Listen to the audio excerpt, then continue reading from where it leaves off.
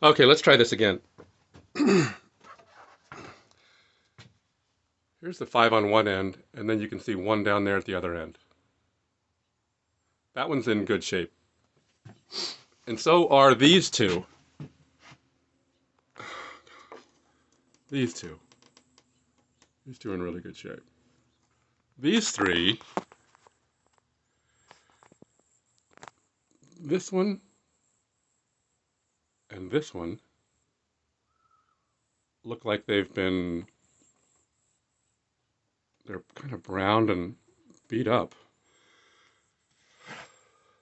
All of these are really old.